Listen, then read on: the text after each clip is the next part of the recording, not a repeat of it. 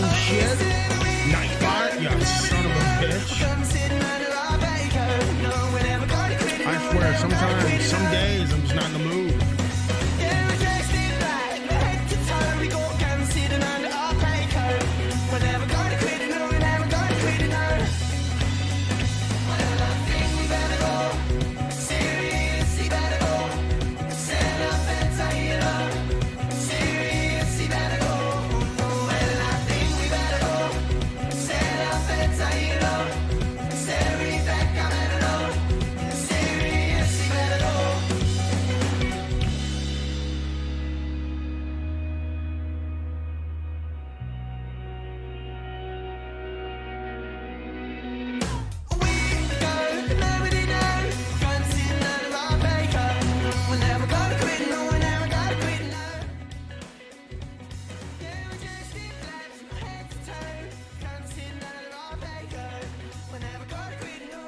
What I said was, fuck this guy in the chat, Nightbot, who says, low key, these streams fell off after he put everything behind a paywall. Sad. My favorite is the people who are out there in the world actually using Donald Trump's attempt at creating tweets and comments. Yeah, that's the 1975 chocolate. Oh, sorry, hang on.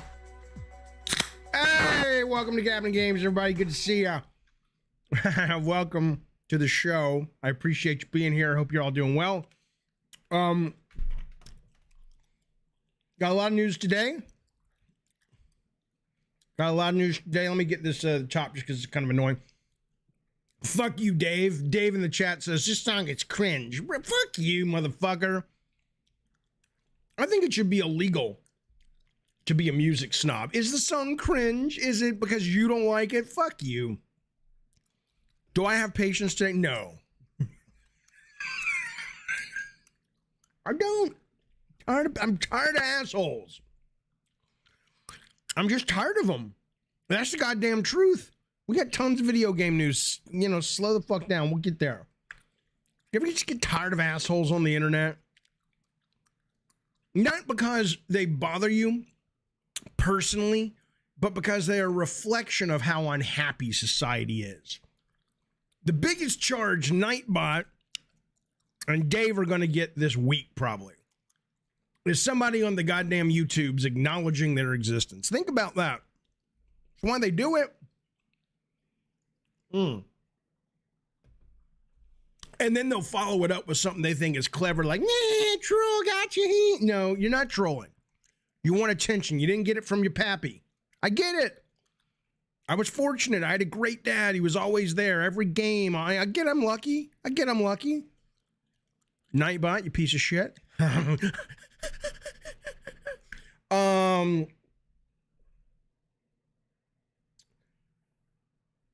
Good dose of Adderall today. You goddamn right. I just took it, actually. Okay. Hello, Salvador. All right, let's get started. I'm cyberbullying, Steffi. What are you talking about? Hello, Wolf. I'm cyber fucking bullying. Are you out of your fucking mind? I don't bully nobody. All right, let's get into it. We haven't done a show in a couple of days.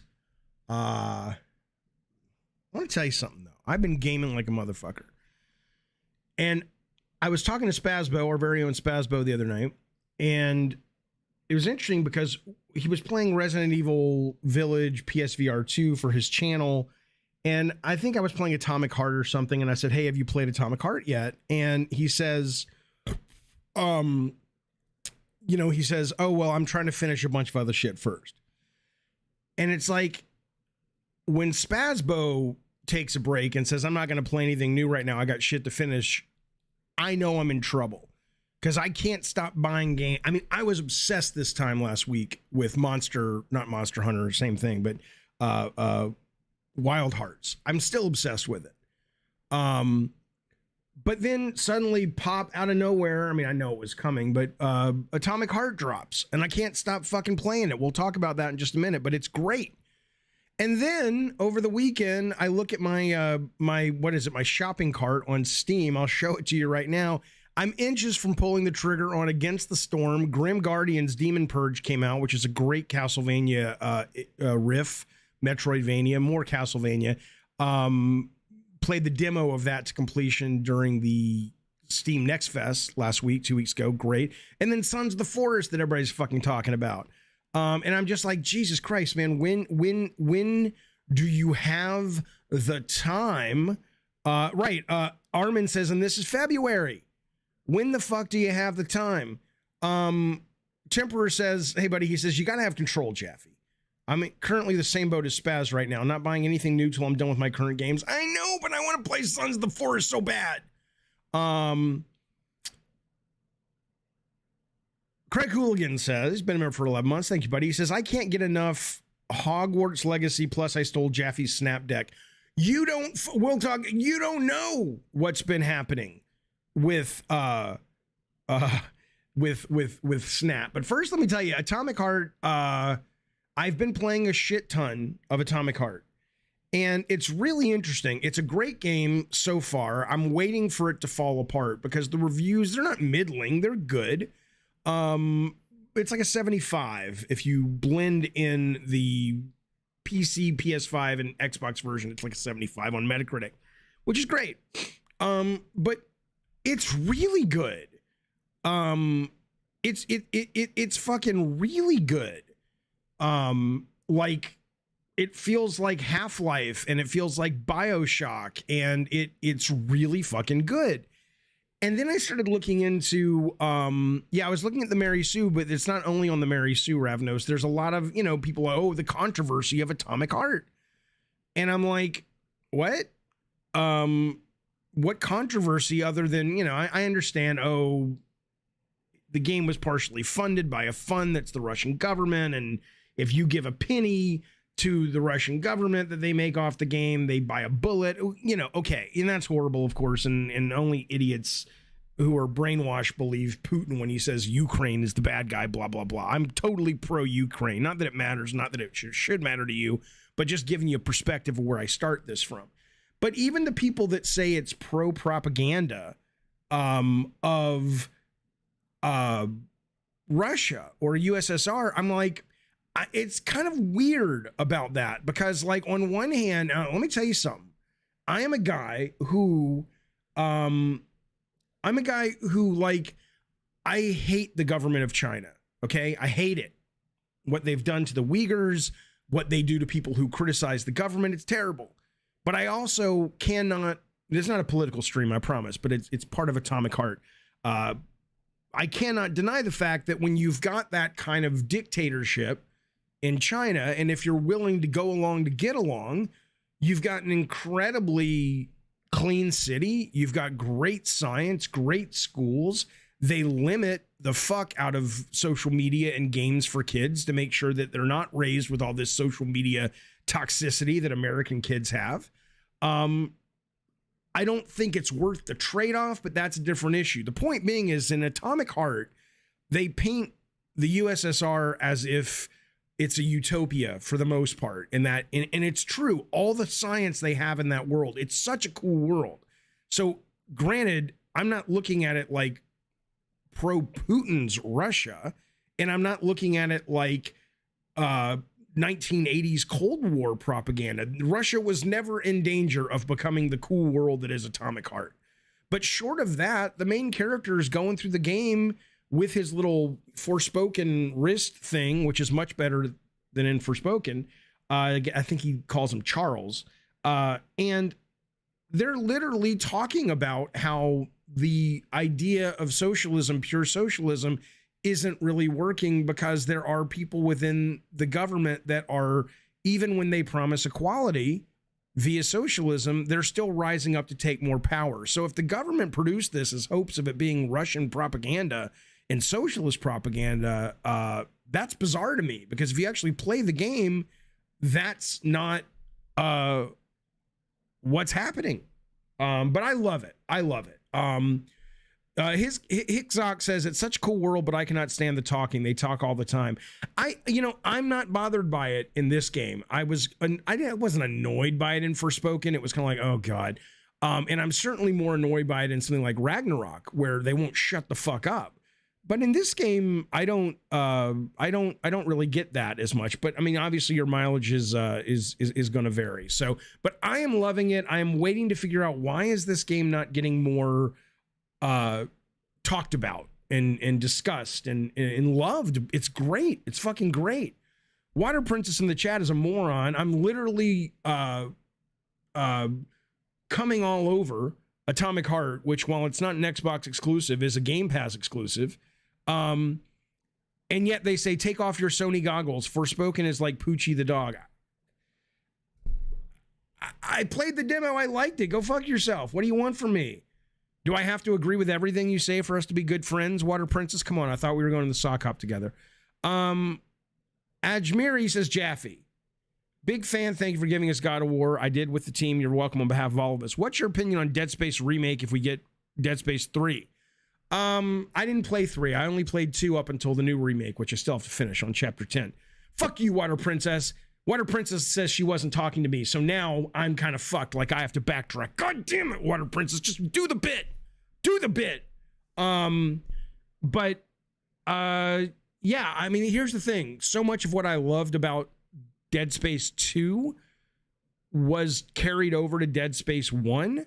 So at this point, I'm kind of like, well, Dead Space 2 now, it kind of is like, to remake that, unless you add a bunch of shit, I would rather just see new stories, frankly. But I don't know. I'm all I can tell you is that I love the remake. It's fantastic. I love Dead Space 2. That's all I fucking know. I don't really have a dog in the fight beyond that. So listen to this. I want to tell you something real quick. So the other game I'm obsessed with is Marvel Snap. A lot of people are obsessed with it. Great fucking game. I have two quick things to say about this. Hello, Rob. Rob the Mod jumps in and says, pee pee poo poo. As you know, Rob the Mod is suffering from a rare brain condition, and we keep him around, but you know, as you can see, he's in serious decline. So, which is not a joke. I mean, it's nothing to joke about. A poor son of a bitch. But listen to me. So I'm playing the Marvel Snap this weekend, and I researched cards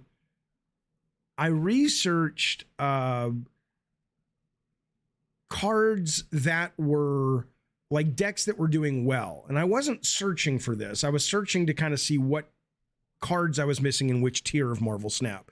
And I stumbled upon like, oh, here's a bunch of winning decks. And I'm like, well, that seems like cheating, right? And so, but I'm like, you know what? Let me just try this. If I can download this top deck, one of the top decks that was on this particular list, and I can start winning more. I was always stuck in like the middle of the win rate.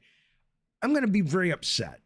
Because what's fun about that? Someone else is doing the work. Someone else is making the goddamn, deck for you.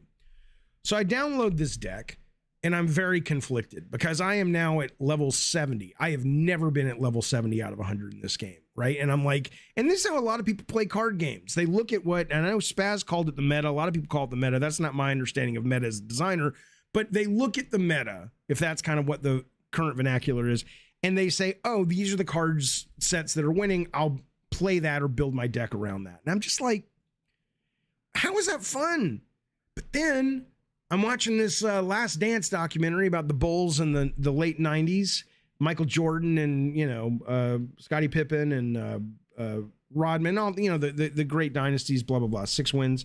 And, they're talking about the strategies they use that other basketball coaches have created, like the triangle strategy. And I'm like, well, maybe that's just sort of competitive sports.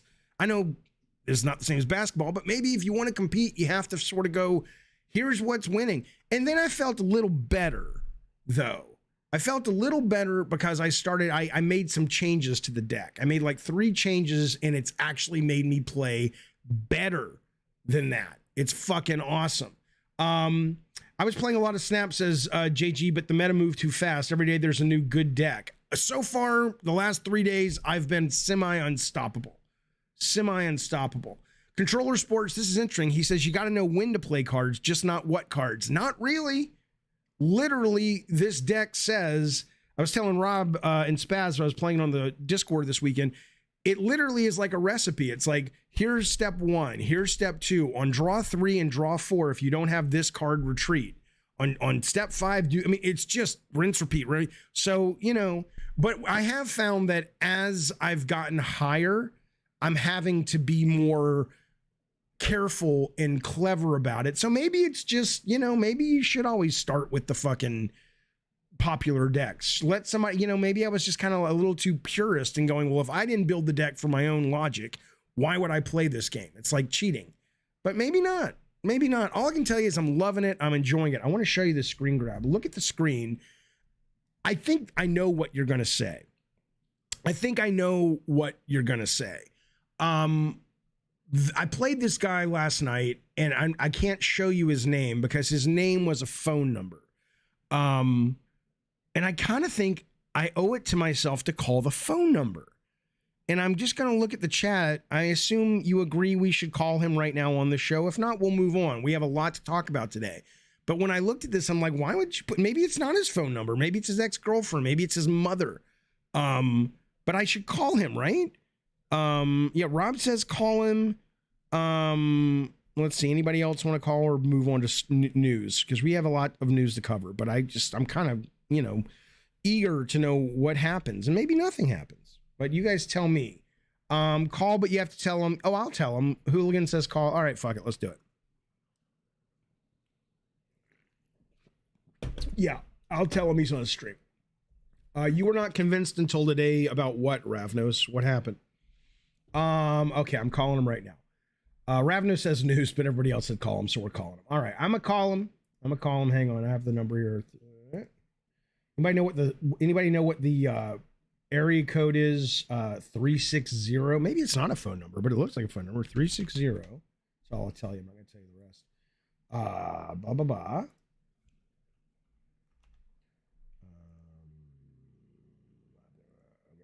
Come on now. Who knows what this number is? Maybe it's like some fucking weird thing. All right, here we go. How do I know it's a him? I'm just going by his avatar. His avatar, Dave, is Shang-Chi, so I'm assuming. Here we go. We're sorry, the number you have dialed has calling restrictions that have prevented the completion of your call. Announcement 19. We're sorry, the number you have dialed has calling restrictions that have prevented the completion of your call. Why would you put that on there? Maybe because it's somebody else's number and people have been fucking with them all the time. Okay, well then there you go. So we have our, that was anti-fucking climactic as shit. All right, let's keep going. Hang on a second. Let's get to the news. Okay. Elden Ring has DLC coming. I mean, nobody's really surprised by this, but it's good to hear. Elden Ring is definitely in my top 3 games of all time. It may very well be my number 1 game of all time. No, I have not finished it yet. I'm about 2 bosses away. If you follow, I know bosses is a weird way, but I'm almost to the final boss. Let's put it that way. Fucking adore it. Elden Ring, Shadow of the Erd Tree. So stupid, some of the language in this game. It's in development. They have not given a date. They have not given a time window at all, but Miyazaki was in town, the director of this and one of the leads of the studio. He was in town to collect a bunch of awards at the DICE Awards and for DICE last week, and he gave a bunch of interviews, and in one of them, although today this was actually from the Twitter account, but he did give some interviews we'll talk about in a second, and they said, hey, yeah, we're making this fucking thing. It's been a year since the game dropped, sold over 20 million copies. We know we had some of that multiplayer Coliseum DLC-ish, whatever, but this, they haven't said how much content, but it is going to be the first, maybe only, single-player expansion. So I will absolutely be giving this a play. But here's what's interesting to me. In these interviews that Mikami talked about, he said something, I'm feeling a little cynical today. Maybe that's just all the time. I don't like bullshit. I don't like the bullshit, right? And so they interviewed him, and he was talking. First, he's just talking about what's next, and he's really into multiplayer, and he's looking to take inspiration from Tarkov, not in terms of making a war game necessarily, or even a primary multiplayer game, but he seems to be really jazzed how a lot of the single player games and single player content are sort of melding in with multiplayer. And I don't blame him. The first time I played DMZ, which is or Warzone. No, it's DMZ, which is the Tarkov ripoff for Call of Duty, because I had never played Tarkov. I think I'm getting that right. There's the Battle Royale, which I think is Warzone, and then DMZ is kind of the Tarkov rip. And it was really fucking cool. It was really fucking cool to be in the battle with people I knew. I think it was Rob and Spaz and I think one other. And then we had all the AI shit we were dealing with. And then we had real live players doing their own shit with their own missions that were totally changing our narrative of the story. It was fucking awesome. It was absolutely fucking awesome. But so he says he's taking inspiration from that. He's looking to that. I don't know what that means, of course, but there you go. But now listen to this. This pisses me off a little bit because the older I've gotten, and it's probably because I was a victim of this as a kid, I listened to all the advice of my heroes, people who had had success. And I was watching the SAG Awards last night when Jamie Lee Curtis won her award for Everything Everywhere All at Once, and it's just like, if you think you'll never get this, don't, and you're an actor, just keep believing all this shit. I'm not, again, I think you should always go for your fucking dreams. Always, always, always. Life is short. Okay. But survivor bias, the more I've learned to recognize it, the more it bothers me. So even in this case, we're talking about design. If you're a designer and you're like, oh, well, I'm going to listen to Miyazaki. He's one of the best game designers out there. Well, just listen to some of the stuff he says, which is just like, he says Miyazaki told IGN that the success of Elden Ring was not a factor in deciding what From Software wanted to make next. Here's the quote. Obviously, Elden Ring is a commercial success. Everybody's aware, but it doesn't really affect what we're going to create next. We basically keep creating the game we want to create. That's our policy. It's very simple.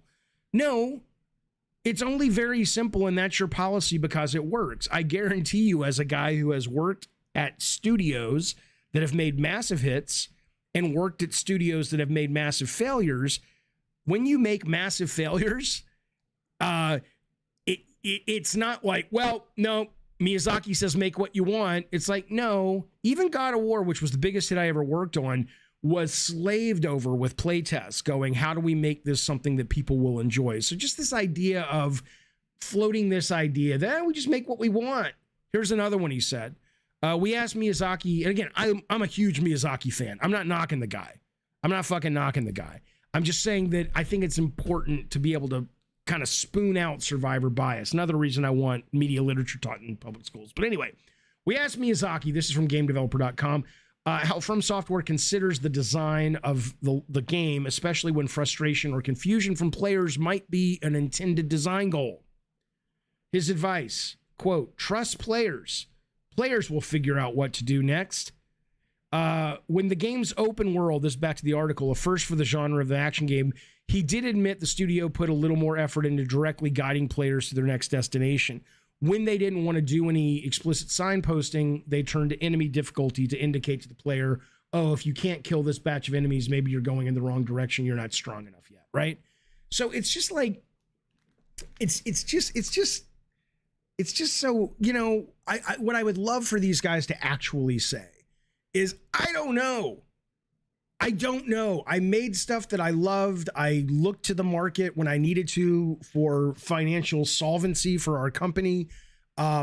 We tuned it and adjusted as needed, but certainly we followed some of our own internal compasses. I mean, that's just the truth for every product that's made. Certainly every piece of creativity that's made. And I just think you put shit out here like this. I don't like it. I don't like it. I don't like it. Not one goddamn bit. But I love the game and I'm very, very happy. to hear that DLC is on the way, and maybe I will have that final boss taken care of by the time. Maybe if I can kind of go put the Spazbo helmet on and go, don't buy anything else. Finish Atomic, finish Hi-Fi, finish Dead Space, finish Elden, and then we'll see. Jaffe Trust Gamers. That's such a fucking, Salvador says that is just such a fucking, and I don't even agree. Controller Sports says they gave the player more freedom and it worked. Shocker. No, that's not the right lesson to take from this. If you think all the solution is, hey, you just go, that's a problem. Because you have to know what you're trying to give to the player. The idea of it's just such a bullshit tactic. I'm not saying this is Miyazaki pulling it, but marketing pulls it a lot. Like, oh yeah, we're slaves to the player, whatever they want. They want freedom. They know better than we do. It's just horse shit. It's just fucking horse shit. You give players too much freedom and you end up absolutely fucked. It's boring. Sylvester says, Jaffe, what do you think about Wulong? Comes out Friday on Game Pass. I played the demo and it was very hard for me, but I fucking loved it. And I just downloaded the new demo today on Xbox. My understanding is that the content from the demo, or your character and your stats and all that, rolls over into the final game that comes out this week. So I'm very much looking forward. It's another one. You can shit on Game Pass all you want. Although, again, PlayStation Plus having a good month as well. Okay.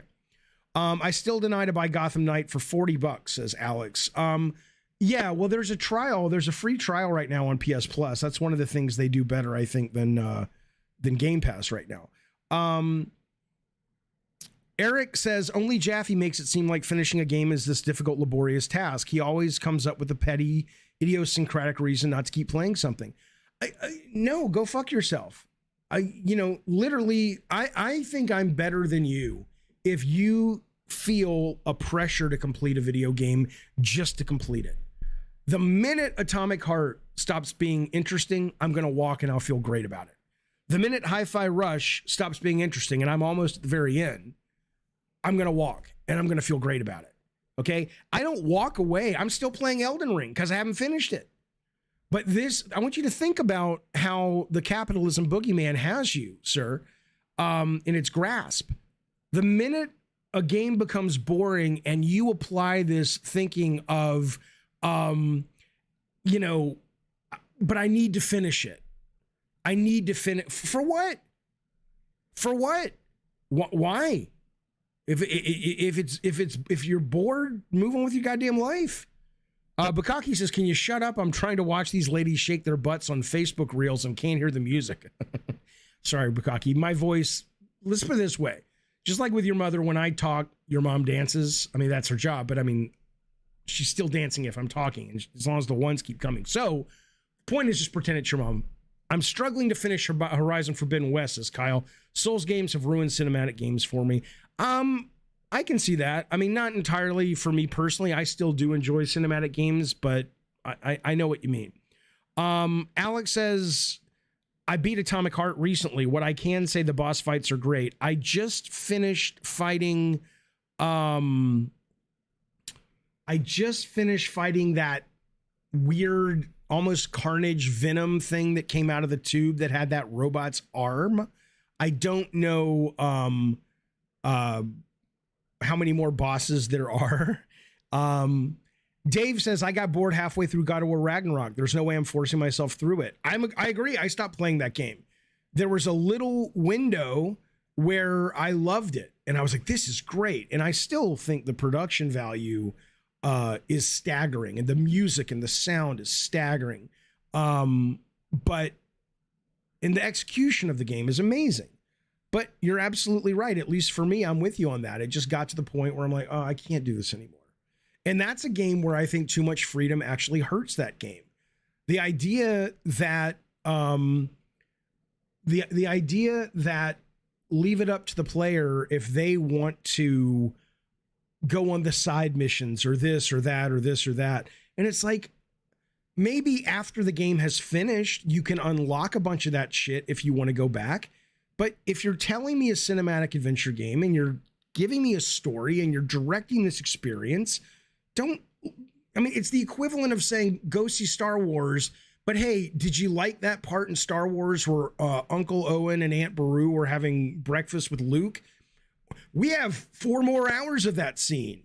Would you like to watch that right now and get back to the main? No, don't leave that up to the audience. Maybe on a DVD for, bonus scenes, but God, no, fuck that shit. All right. Listen to this. Am I going for Hogwarts Avoid the Void? No, I have no real interest in Hogwarts. John says, genuine question. Do you do the same with movies?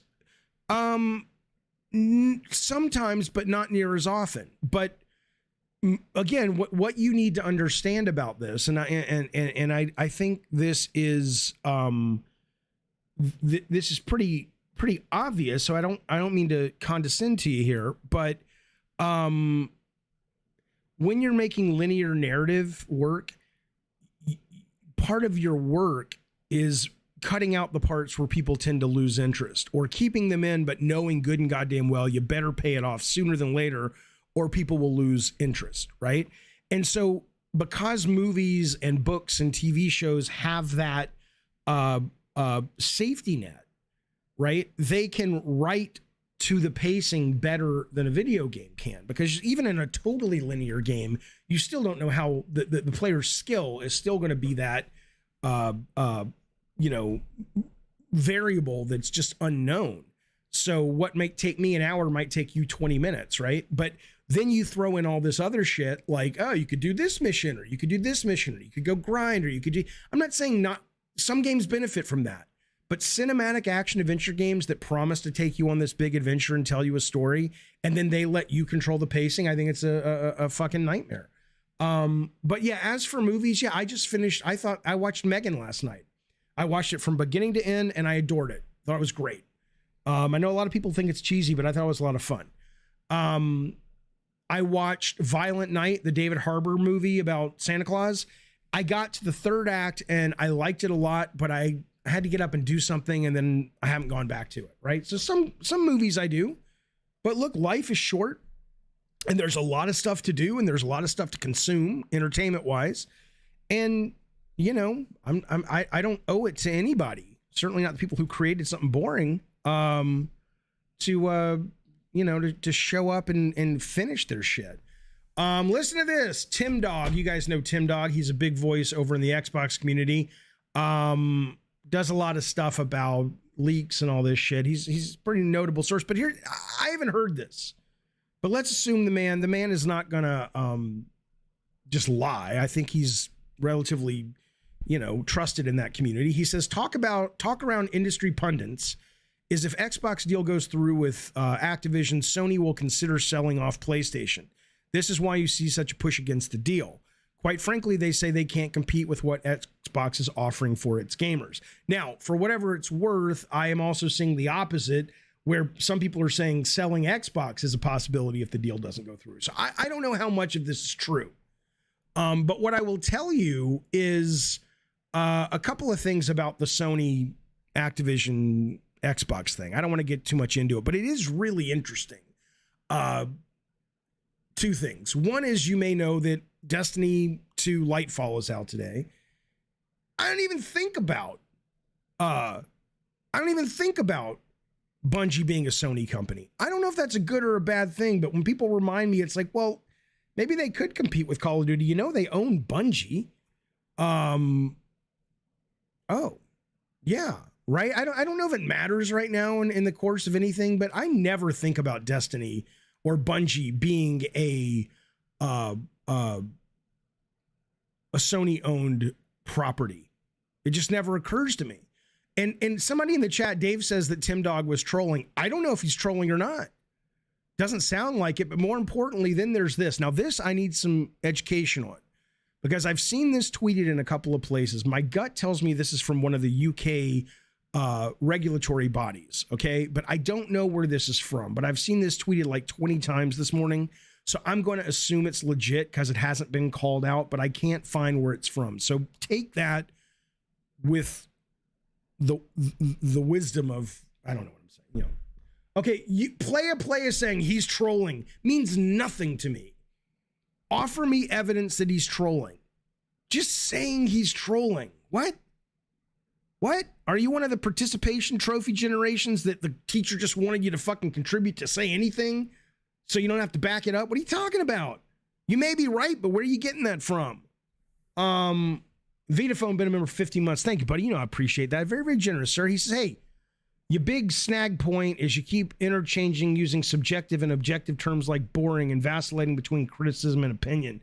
I don't really know what you're talking about. I mean, I do know what you're saying, but I'd like to assume, Vitaphone, that that those terms are not interchangeable, but when I'm talking about different things, it's clear if I'm talking subjective or objective. The word boring is only subjective. I don't think the word boring could ever be objective. How would that even be possible? I mean, you could maybe make an argument when you start to get into some really weird psychotropic drug theories about in the future, they'll be able to incarcerate somebody with a pill. And for 1 hour, that pill will, to that inmate, feel like 30 years. The time slow will be such a powerful thing that you can incarcerate people for up to 30, 40 years on 1 hour pills. It's a theory. They don't have this yet. And it'll make it a lot easier on the system to not have to pay for prisons and shit like that. Maybe then you could say, okay, that's objectively boring. But short of that, I don't think boring is anybody's assuming it's subjective. Criticism and opinion, everything I say is opinion. I don't know what else is there. Listen to this though. This is the quote. This is the thing from this. I think it's from the UK regulatory body, but let me know. Microsoft's foreclosures. I'm reading this directly from the document. It says confidential, contains business secrets. Microsoft's foreclosure strategy would cause Sony to lose significant revenues, diminishing its ability to fund further investment. PlayStation users that play Call of Duty generated around the redacted percent of total spending around redacted $1 billion on hardware, peripherals, subs, games, and other PS services. The loss of all or a significant portion of this, or these users, together with their associated revenues and profits, which would happen because if Call of Duty goes everywhere, but it primarily is on Game Pass, why would you pay for it? But let's keep going. The loss of all of this would severely diminish Sony's ability and incentive to invest in future hardware innovation and gaming tech. Cornerstone Research and RBB Economics estimate that switching rates of X% could lead to Y% reduction in Sony's profits. This would in turn also reduce the potential return on producing new innovative first-party games, thereby diminishing Sony's ability and incentive to invest in new games. Okay. That's from the CMA Phase 2 report, says Player. Okay. Thank you for that. I appreciate the clarity. Thank you. So it's real. So so maybe you can educate me on this as well, Player. Is this the regulatory body going, this is our assessment after looking at all the data, or is this directly Sony saying this? Because whatever way you slice it, if this is to be believed, isn't that pretty much saying that Sony is so dependent on one fucking video game franchise that their entire hardware business, at least at the level of quality that it is right now, is in jeopardy because of one fucking video game? If that's the case, you know, people like to go around and talk about Game Pass being not sustainable, and maybe it's not. I don't fucking know. But Sony PlayStation's not sustainable. If your entire success, and I know it's not, but if they're saying their entire success is built on the foundation of Call of Duty, which they don't own, then why in the fuck? They have bigger problems. They have bigger problems. No, Morgan, that's not, I'm not saying what you're saying in the long term is not what, Morgan says they will eventually become a monopoly in gaming if they buy Activision. That's what the CMA is currently saying. They may be saying that. And yes, we want to prevent monopolies, but maybe that's a better argument for Microsoft versus Nintendo, because if Sony is literally saying that we can't exist without Call of Duty, that seems pretty indicative of a company that's got bigger fucking problems than Activision being purchased by someone else. That's all I'm saying. And maybe they can't. Maybe their business model is built on Call of Duty. Well, Jim Ryan, welcome to the fucking future, bitch. This is the future. Get with it. Deal with it. Anyway, I just thought this was fascinating because I hadn't read this yet, and I saw this and I was just like, GMTA says, Jaffe, you don't actually believe that, do you? Sony doesn't give a fuck about Call of Duty. It's strategy. They're playing chess. Buddy, I don't know what that means. I understand it's fun to say that. It's fun to imagine that. It's fun to put this into some kind of thriller scenario where it's like, it's backstabbing and intrigue. And maybe you're right. But ultimately, I'm just going off what's written here. And this, my understanding, is in a legal document that's reflective of what Sony has told the regulatory bodies, in which case they can't lie. They can't, they could, but I assume if they are lying, then that kind of deflates or destroys the whole house of cards. More importantly, in the chat, Mr. Frosty says, I just pooped my pants. But the good news is at least you're aware of it. A lot of people shit their pants and don't even know it. Dave says if Sony's whole business revolves around Call of Duty, it's bad management. To an extent, sure. Sony's making their case the same way Microsoft. Okay, Brian E says Sony's making their case the same way Microsoft's trying to. I get it. But that's their case. Their case is as one of as the top video game company in the world, we can't survive without Call of Duty. Okay. Then if I'm fucking Bobby Kotick, who I think is the devil, then I go to Sony and say, you know what? You're right. We will not sell to Microsoft, or we'll sell everything but Call of Duty. But now here's what we want, Jim Ryan. We want 80% more than what you've been paying us. Because if they're out and out admitting that they basically can't innovate without Call of Duty money, then I don't know. This is pretty striking to me. I'm surprised I'm not seeing more about this. Like I said, I saw a bunch of tweets today, but I haven't seen the media jump on this. These are from just average people tweeting. I'm like, that's a pretty bold statement. Player, if you're still there, is this new or is this from like 3 weeks ago? Because that's insane to me that this would be stated in a document that's, assumed to be true. And the press isn't having a fucking field day with it. All right, let's move on. Let's talk about a shit company. Let's talk about a shit fucking company. Okay, Jeffy. Listen, Beyond Good and Evil 2. Come on, that thing's never coming out. That thing is never coming out. It is never coming out.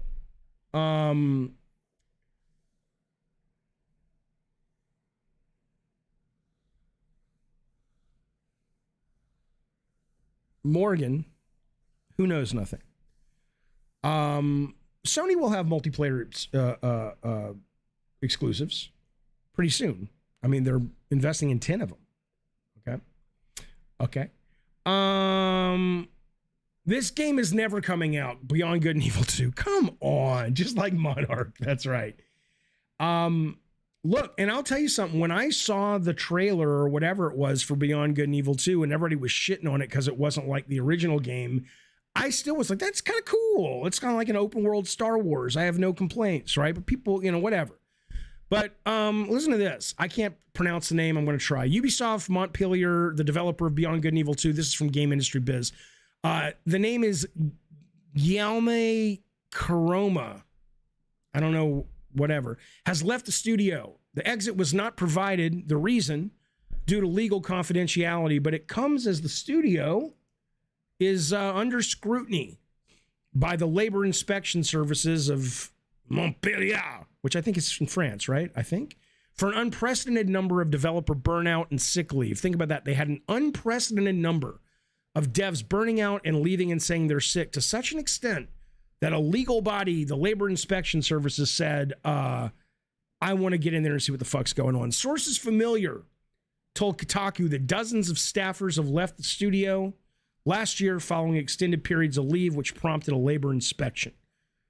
Ubisoft representatives said, given the length of the development cycle with Beyond Good and Evil 2, the Montpellier development team is undergoing well-being assessments through a third party for preventative measures and to evaluate where additional support may be needed. This is like when some tragedy happens in a school and they bring in the crisis counselors. It's a video game. What is happening at Ubisoft? The situation follows. Remember Michael Ansel of King Kong fame and Rayman fame and the first Beyond Good and Evil? He was the next big thing. Well, it follows where he was kicked out of the studio, or he left the industry as well, because he was described as a toxic personality around which the entire studio's, quote, grotesque organization revolved. Ansel denied the accusation of toxic mismanagement. Sacre bleu, la merde. On January 19th, then, I mean, so the point is, this is a game that has been just slammed by shit for a very, very long time. It's never coming out. Okay, now, this comes within a week on the heels, a week and a half, of Ubisoft saying that Skull and Bones, which apparently the QA team that's been on it have leaked that it's terrible. No press has really been able to play it. The big review they had the other day or last month on YouTube was so boring I couldn't get through 10 minutes of it. But the I think he's the head of the studio there. He's the chief financial officer. This was on the Ubisoft earnings call. Guy with the last name of Duguay. He thinks the minds will change about Skull and Bones once people see the yet unrevealed improvements developers have made to the game. Here's what he says. Hey, we said in January. Oh, sorry. Hey, we said in January we've been very happy with the playtest that was seen in early January. So we have a very strong improved version to show the players that haven't seen yet. So this is really what we are going to leverage in the next month to drive more momentum. Sounds like Rosanna Dana if you're old. Drive more momentum to the game. Now, here's what's funny. You saw this in January. You knew it was great, and yet you revealed that fucking trailer, which was terrible. Anyway, whatever. So I've watched a lot of it. I'm not impressed. They're like, oh, it'll be great. But the fact of the matter is the talk forever has been that this is a game that started. I don't know when it started. It was supposed to ship in 2018. Ship in 2018 before COVID. Now we're getting into March 2023. The delay is 5 years. A delay, not development, a delay. 5 years. The understanding, the rumor sounds like a pretty cut and dry deal. Project has to be completed because they've made a deal for tax incentives for the Singapore government. So they can't scrap it. They have to fucking ship it. Maybe that's what's happening with Beyond Good and Evil. This is a former developer on Skull and Bones. It's a classic case of mismanagement for 8 years. 8 years! Jesus. Instead of adding layers of value, we kept running around in a loop. The sentiment is echoed by another ex-dev who shared, quote, if Skull and Bones were at a competitor, it would have been killed 10 times already. The most succinct summary, though, comes in the form of this comment. This is from Geek Culture by a former developer. Nobody knew what the fuck they were doing. So somewhere along the lines, this is a company that lost their way. The reason I say this is I always talk about two of the best E3 moments in terms of other companies. Sega in 2000 or one. It was the E3 where PS2 first debuted to be played. And then across the hall, it was the second E3 for Dreamcast with Ooh La La and all that shit. And that was one of the best. And I thought they were going to kill us because their E3 was amazing. Turned out that just because it plays well on the show floor doesn't mean it's going to sell. But the other one was 2012 Ubisoft. I want to tell you what was it. I remember walking out of that booth and 10 years ago and saying to Alan Becker, I think, who was the head of the Santa Monica studio, I says to the man, I says, dude, those motherfuckers are firing on all cylinders. They have AAA at the time, production value, but they are still doing wildly creative shit, right? This is what they had at their booth, E3 2012, 10 years ago, Far Cry 3, which now you're like another Far Cry. But back then, this was the one with the crazy guy on the cover that really expressed the game perfectly for what it was. They showed Splinter Cell Blacklist, which I know some people didn't like. I really enjoyed that one. They showed Rayman Legends, which is still one of the best platformers ever made. They showed Zombie U, which was that unique 2-screen zombie hunting game on the Wii U. They showed Assassin's Creed 3, which conceptually I still think is very, very strong. They also showed off Watch Dogs, all in 1 year. All in one fucking year. Okay? Eric says Zombie U is terrible. That's not the point. The point is that you're looking at a company 10 years ago that was loaded with creativity and chance taking and also great production value and great commercial ideas. And somewhere within a decade, maybe it was having a massive hit and they just pivoted the whole company. This is greed will fuck you. Greed will fuck you. It's like, oh, I gotta keep doing that. Well, this is what you get. This is what you get. Fuck them. I don't feel good for any of the employees, but come on. You shat the bed, you fuck. Give the reins to somebody else. I had lunch with him and a bunch of his people. I was pitching them my game. We had some fancy steak restaurant during E3 something. I don't know what year it was, 2013, 2012. No, it was 2013. 2014. It doesn't matter. Somewhere in that ballpark. And I'm eating lunch at this super fancy fucking restaurant with my agent and the Ubisoft folks. I feel this fucking hand, and I'm sitting next to Eves, but on the left is my agent. I know it ain't him. I feel this hand starting to, I don't know, it's on my thigh. And at first I'm like, oh, is it like a French thing? Like he's not, I got breadcrumbs and that's offensive. So, you know, it doesn't move. And I'm in the middle of, none of this is true. That's a lie. But I did have lunch with the Ubisoft people at a steak restaurant in Los Angeles during E3 to pitch a game. Okay, let's move on. Let's talk, I want to give you guys some fodder. I don't console war. I don't give a fuck. You know what I fight for? I fight for games. I fight for the users. You console warriors are a bunch of fucking morons. But I do want to give you some great data. Amper analysis data. I guess they're a big shenanigan group that does analysis of things.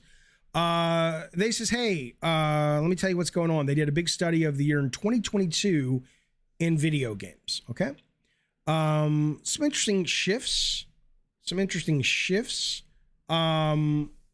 Global console gaming market by segment.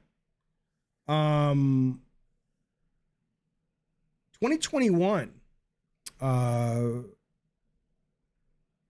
between 2022, console hardware is sold less, games content has sold less. Game services is the only bright spot, they say. It has jumped from 7.4% of the total global market to 7.8%. Everything else is not down terribly, but it's down. Obviously, there's the pandemic and blah, blah, blah. Nice to see the service part popping up along all the console makers. They say Sony has shed market share to Microsoft. Not tremendously, though. Sony still leads. They have a 45% share of total console hardware, games, and services.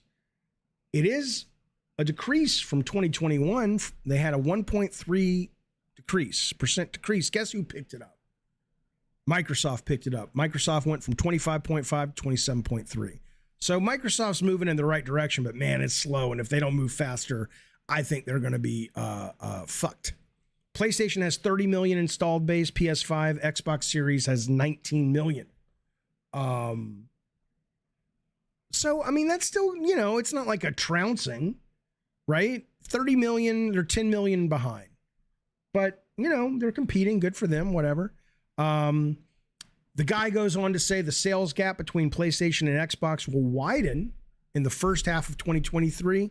He is suggesting it's because PS5 is still easy to find, or now it's easy to find, and that's some premium content, meaning going in and buying a game or downloading a game, that's down 9%. 9%. Premium game sales declined in volume and value. Game sales were down 7% year on year. That's what he says. So there's your, take this data that I just gave you and spread out back to the battlefields of the console war. Because it's clearly the game you guys, not you guys in the chat, but some people enjoy playing more than anything else. We'll see though. We'll see. I mean, I've said many times, there are some I love my PS5. I'm playing Wild Hearts on it. I play it a lot, but I will say I enjoy the Xbox Series X more just for what I'm enjoying in gaming right now, which is volume and variety and fresh ideas, because I get a lot of shit coming to Game Pass. But if you love those AAA bangers, there's no better place to play than Sony. That's clear. That's clear. Sega Kid J, thank you for the super chat, buddy. Look at him. Why can't you kids be more like Sega Kid J? He says, hey, thanks, buddy. I feel Ubisoft fell off when they put profits over creativity. Now they chase trends, but forget to make people care about playing the game. I think it's easy to say that now. It looks that way. I'm not saying they weren't chasing profits back in 2012, but and they probably still put profits over creativity. But what I would say is somewhere along the lines, it seems, I don't know this, but it seems as an outside observer, the ratio got fucked. If it was more like before, we're like 60% business, 40% creative, where that 40% creative is still really business because we know the audience responds to that. Somewhere in the last 10 years, they've kind of gotten to like 85% business. And maybe because they're like, hey, we can fucking sell the shit out of AC 5, 6, 7, 8, 20. Fuck it. The last one was the best selling Assassin's Creed of all time. What lessons are they supposed to take from it? Except, oh, they just want more of this. We'll just keep making more of this. But I mean, I don't like it as a gamer, Sega Kid J. I do not like it. Not at all. Not at all. Ubisoft was always profits over all else, says Ravnos, just like all corps. I legit don't get the Ubisoft hate. Not everyone hates great long games with good storytelling.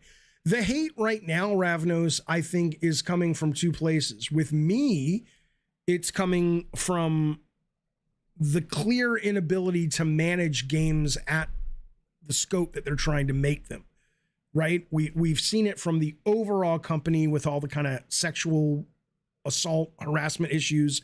We've seen it with Michael Ansel leaving and Beyond Good and Evil. We're seeing it with Skull and Bones. They seem to have a real rotten floorboard foundational problem. That's where part of the hate's coming. The other part for me isn't hate so much as it's disappointing. I don't begrudge them making long games, open world games. If people want to play them and buy them, that's great. What I'm saying though is when you compare them to the company they were 10 years ago, for me, and I think probably most core gamers would agree with this, but certainly for me, that E3 in 2012, I think was their high point of where they really got it just right. They threaded the needle. They were making commercial content, but they were also being really fucking creative. And it's probably why I did set up that meeting or ask my agent to, was like, these guys are fucking top of the list. They spend a lot of money. They understand production value and commercial shit, but they also want to make cool shit.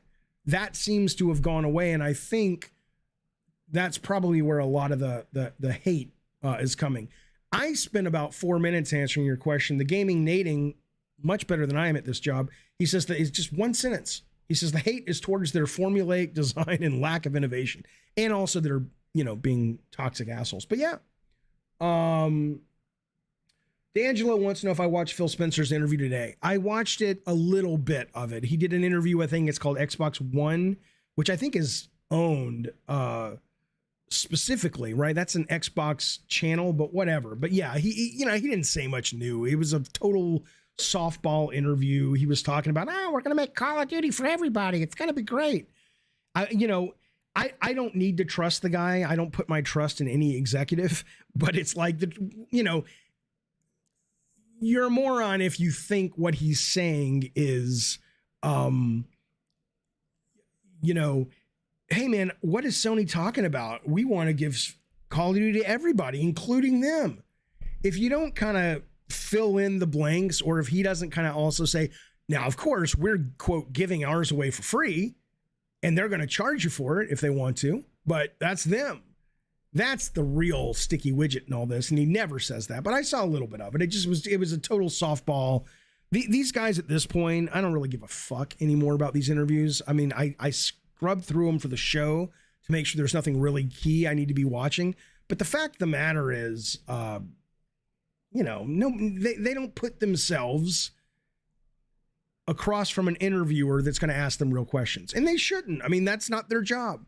Phil Spencer's job is not to open, the kimono and say, this is what we're doing. Their job is to sell people content. That's all it is. And I get it. I appreciate that. But I'm not going to watch the shit because of it. Because it's just, I can get that in a fucking PR release to take, 10% of the time or 90% of the time. Okay. Listen to this. This is clever. I don't understand it. I don't understand cheating. I really don't. I'm not fucking with you. I've told this story before, but I thought it was fascinating. When I was hanging out talking to EA about doing Drawn to Death, they were talking to me about this big company-wide, and they spent lots of money on this study they did of gamers.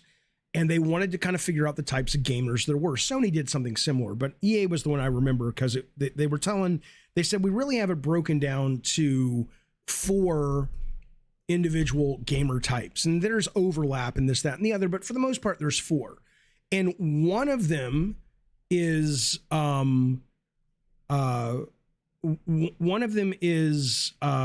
somebody who wins at all cost. Hang on, by the way, Despada, bring that up again when I'm done with the story. I'd like to talk about that and mention that. But one of the types of gamers EA mentioned was they just want to win. And I don't relate to that. Like, I want to win. I'm very competitive, but I don't want to win through cheating, right? But apparently a lot of people fucking are okay with it. This was clever. Valve sets a trap. This is from PC Mag, but it's all over. Dota 2 to catch and ban 40,000 cheaters. Usually what happens is these guys, they get reported, or they're like, this guy's gotten 20 reports and we've watched him play, we think he's cheating, whatever. This time they set up a trap. They said, look, we know there are these third-party services that will let you know in Dota 2 where player locations are, what their stats are, things like this. And they built a round of games so that the only people that could play the way certain people were playing had to have that data. And then the code was able to recognize, oh, they're doing that thing that you said is a problem. That's a cheater. And they knocked 40,000 people out. They say this sends a message to would-be cheaters. While the battle against cheaters and cheat developers often takes place in the shadows, it's very dramatic.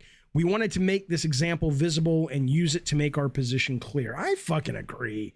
Fuck you. I mean, because what's the point? What the fuck is the point? Why are you even playing? To do what? I mean, you're not going to compete. People will know if you're cheating, so you're not going to win any money at it.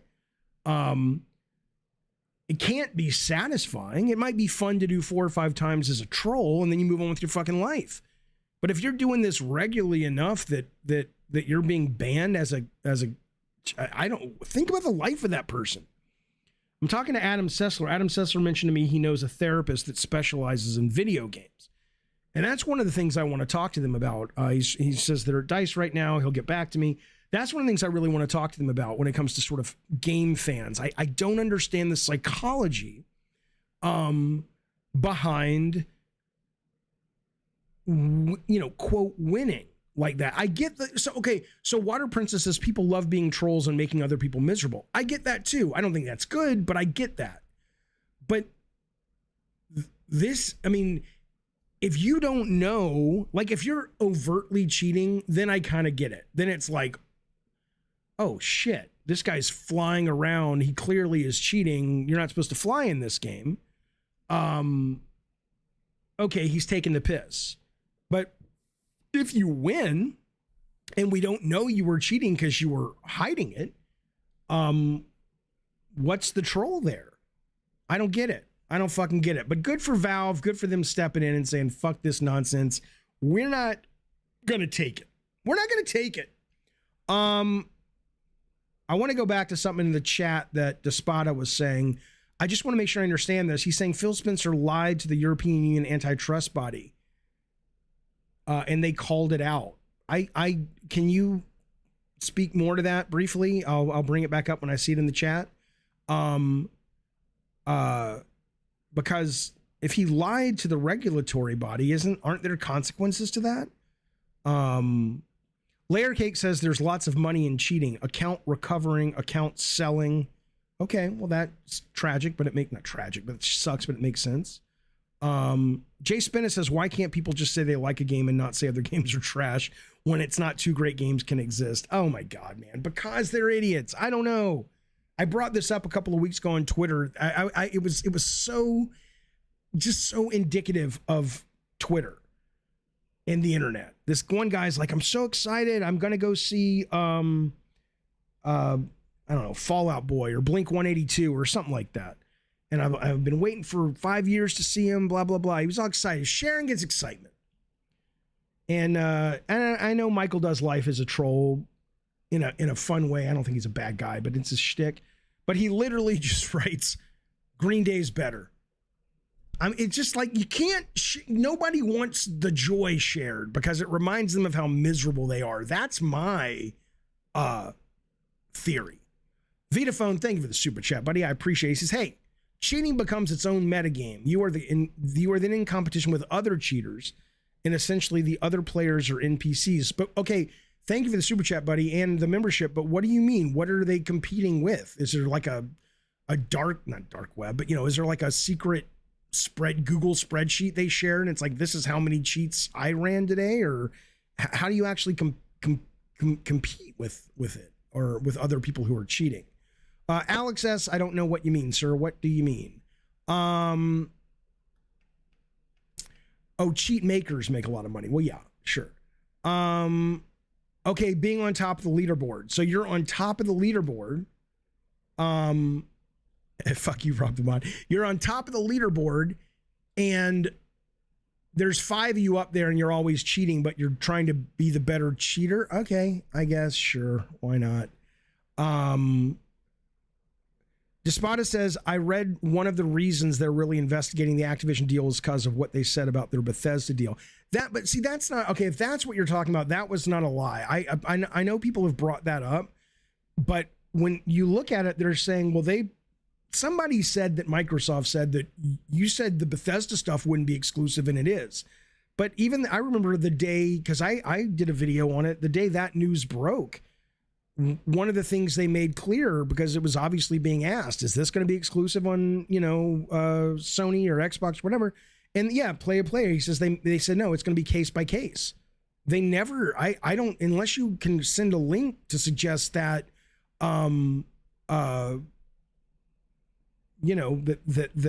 they said something else that trumps that statement. Like maybe that was from a junior PR executive and Phil Spencer himself said something different, but I don't know.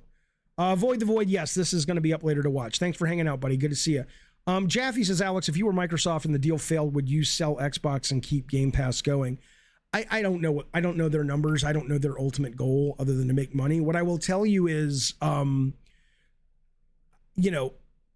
whether they get, here's what I'll say, whether they get Xbox or not, the last couple of months has shown me some things. With PS Plus, because they are coming on stronger, not strong enough, but coming on stronger. But Game Pass is obviously, as we all know, it's having a pretty good run so far with Hi-Fi Rush and Atomic Heart. And what's the thing coming? And Wulong is coming, on and on and on. And eventually, if their own internal studios, other than Hi-Fi Rush, can get their shit together, it's a real sign of like, wow, this is pretty fucking cool. Like, I love that I'm playing Atomic Heart right now and really digging it. Yeah, MLB The Show, for people who are into that, it's too simmy for me, but yeah. Kyle, you can laugh at Wulong. It's coming to PlayStation as well, but it's really good. The demo is fantastic. It's from the guys who made Nier, right? Is that the game name? Nio, whatever the fuck it's called. No, I know there's Wukong and there's Wolong or Wulong. I don't know how you say it. They're two different games. The Monkey King game has not been playable yet by the masses. Lies of P on Xbox, I'm a little, I saw a bunch of people who played it at E3 or whenever they showed it, and they were like, oh, it's really, really cool. But it wasn't like, oh my God, it gives Bloodborne a run for its money. But it does visually look really, really cool. Ravno says they had no plans to make Bethesda IPs exclusive. They said it would make no sense. Yeah, I don't know anything about that. All I can tell you is I literally can pull you the quote where they said it's going to be a case-by-case basis. Yeah, I just downloaded the new Wulong, and I'm actually downloaded it on Xbox because I'm going to play it on Game Pass, and the stats from the demo roll into the full game. Ravno says they use doublespeak. Well, okay, if they in fact did use doublespeak, as long as it's not illegal, whatever. And I don't even think they were talking to a regulatory body at the time. I think they were talking to the press, but I don't know. I mean, I don't have the data. If I trust you think you're right with what you're saying, and you might be, but I don't have the data to comment other than to say that's not what I saw. But it doesn't mean I know everything about that, because I certainly don't.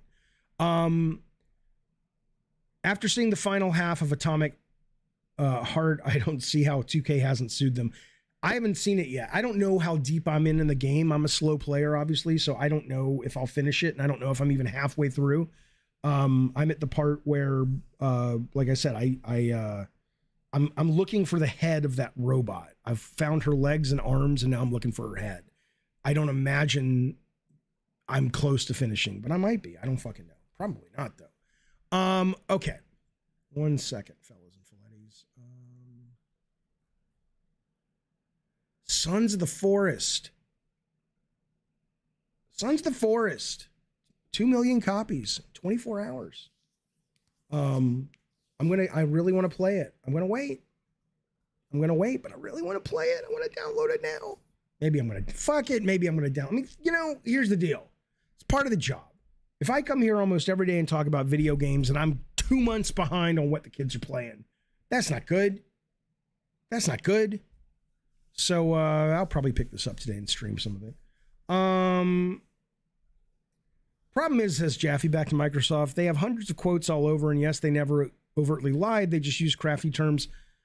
Fine, but I mean, that's okay.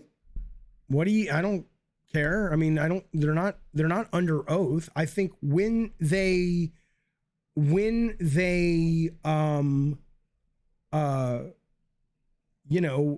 go to a regulatory body where they're compelled legally to tell the truth and they lie, then I have a big problem with it. But forgive me if I don't use the PR data that comes out of any company, certainly as big as Sony and Microsoft, and go, but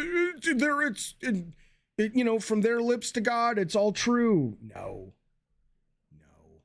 come on now. Send you a stream copy. Yeah, we can play together, right? I never played Hogwarts, but I don't want to play Hogwarts. That's I can live with that. Jaffe, have you looked at any of the sales on the Xbox Store or PS Store? Not recently. Jaffe, will you stream Ghostwire Tokyo next month? Probably. Yeah, because that's one of the things I'm excited about with PS Plus. I like they've included that next month. I don't get the hate, says Playa, for Atomic Heart. It has an 86% approval on Steam. I'm with you. I keep waiting for it to fall apart sometime, because so far it's one of the best games I've played in the last year. It's excellent. It is an excellent video game. It looks great. It plays great.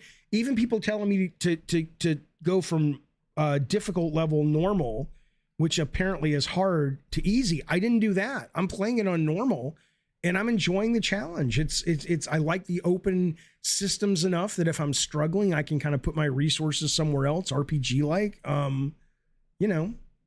I dig it. I don't get the hate for it either. I really don't. Okay, speaking of, it's time for you to potentially win a goddamn cock-a-doodie PlayStation gift card.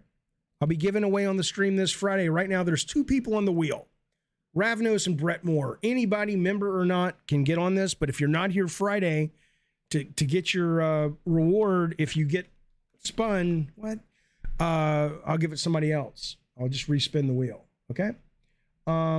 Here's what we got. The LEETIST Podcast, one of the great sponsors of our show. It's a great podcast, by the way.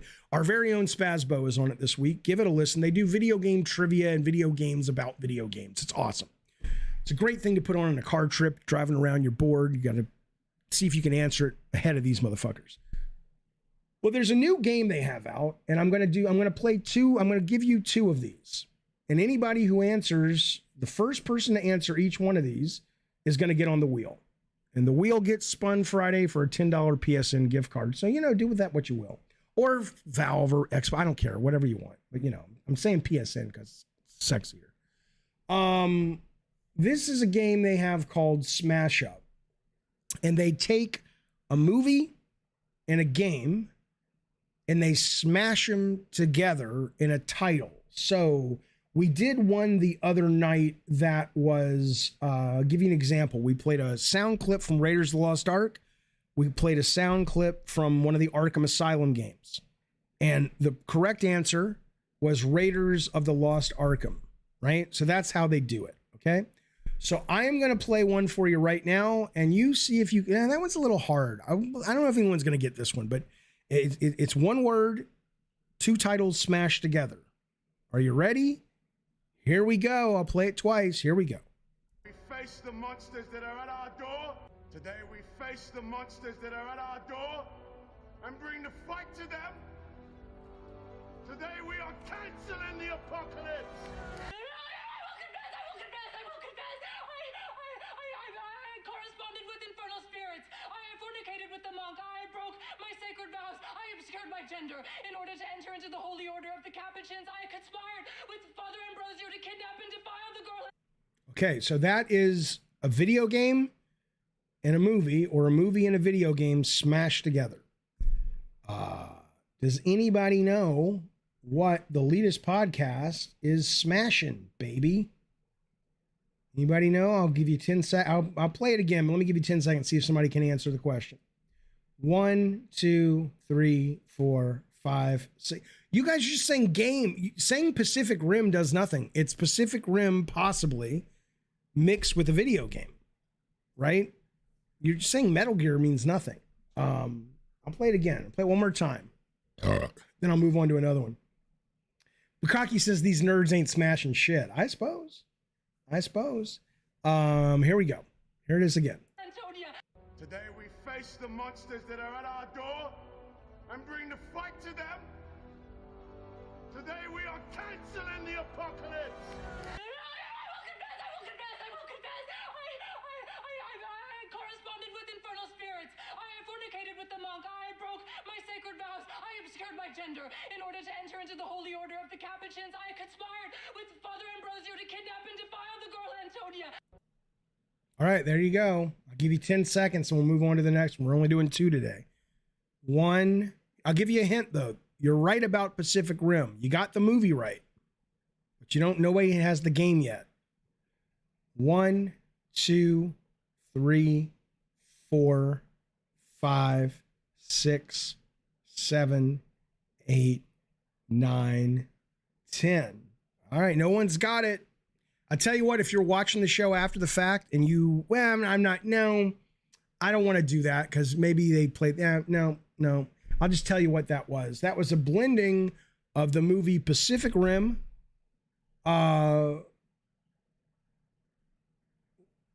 with the video game. I'm going to give you 5 more seconds. 1, 2, 3, 4, 5. Nothing. That's it. Buzzer. Alex, that's the last one. That in Mario M is the closest. Fuck it, I'll give it to Mario M. Mario M, it's a blend of Pacific Rim and the video game Immortality. And so it is Pacific Rimortality, and we're going to put Mario M up on the wheel. Good job, sir. Let me get you up there, then we'll do one more. I'll do one that's a little easier. Okay, Mario M is up. There you go, baby. Okay. All right. Let's do one more. All right, let's do... Okay, this is be a good one. Here we go. This is the last one for the day. Substitute chemistry teacher. Your Excellency. Mongtung. Are you all right, Your Excellency? Math tutor. Pinhead. Your Excellency. Prison barber. Mother lover. Nearsighted gynecologist. But Your Excellency. In your face, camel cake. In your rear, cow derriere. Lying, crying, spying, prying, ultra pig. You lewd, crude, rude, bag of pre-chewed food dude. But Your Excellency. Substitute chemistry teacher. Your Excellency. Mongtung. Are you all right, Your Excellency? Math tutor. Pinhead. Your Excellency. Prison barber. Mother lover. Nearsighted gynecologist. But Your Excellency. In your face, camel cake. In your rear, cow derriere. Lying, crying, spying, prying, ultra pig. You lewd, crude, rude, bag of pre-chewed food dude. But Your Excellency. Substitute chemistry teacher. Your Excellency. There you go. Anybody? Anybody? We're taking a movie and we're taking a video game. And they're smashing together, baby. Like the kids do. Anybody got it? All right. Well, some people are on to the... Okay, Hook is right. I'll give you a Hook. Rovno says, Rob the Mod says, this is my ADD brain. Right. I'm waiting for the first one. This is going to be pretty easy. Yeah, we know it's Hook. We know it's Hook. I'm surprised Morgan's not in here. Morgan would know this in a heartbeat. Not that I'm, playing favorites. I'm just saying she would probably know this.